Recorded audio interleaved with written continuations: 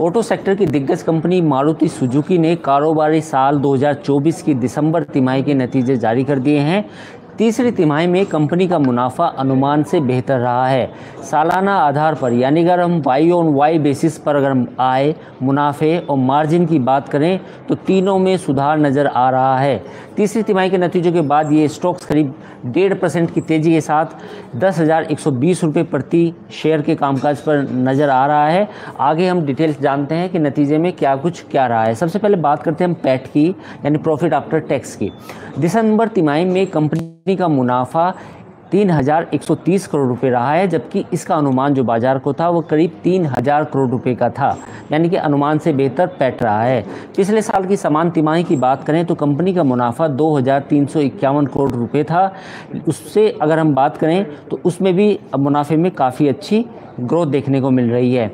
Y on Y basis पर अगर हम मुनाफे की बात करें तो इसमें जो ग्रोथ नज़र आ रही है वो 33.13% की है, यानी कि जो पैट की ग्रोथ है वो करीब 33% की है। अब हम बात करते हैं रेवेन्यू की।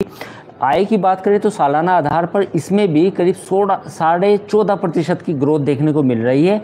पिछले कारोबारी साल की तीसरी तिमाही में कंपनी की आय 29,000 करोड़ रुपए थी, लेकिन अब यह बढ़कर 33,309 करोड़ रुपए हो गई है, जबकि इसका अनुमान भी करीब 33,744 करोड़ रुपए का ही था। अब हम बात करते हैं कामकाजी मुनाफे की यानी कि एबिटा की। एबिटा की बात करें तो एबिटा में भी सालाना आधार YoY बेसिस पर जो हमें ग्रोथ मिल रही है वो 37.9% की देखने को मिल रही है।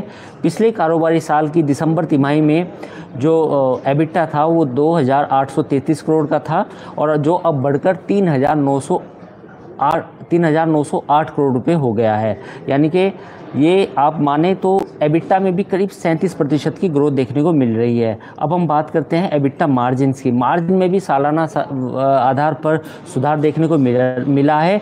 पिछले कारोबारी साल की दिसंबर तिमाही में कंपनी का जो मार्जिन था वो 9.7% था, जो अब बढ़कर 11.7% हो गया है और जो बाजार को अनुमान था वो भी करीब करीब इसी के आसपास था।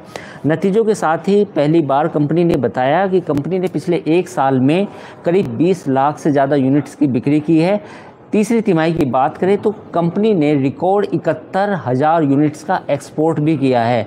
तो एक तरह से माने कि एक तरफ मार्जिन में सुधार है, पैट में सुधार है, रेवेन्यू में सुधार है और एबिटा में सुधार है। तो कंपनी के शानदार नतीजों के बाद इसका असर स्टॉक्स में भी देखने को मिल रहा है। तो ये था मारुति सुजुकी के रिजल्ट्स पर अपडेट। आप बने रहिए बिजनेस टुडे बाजार के साथ। चैनल को लाइक सब्सक्राइब करना ना भूलें।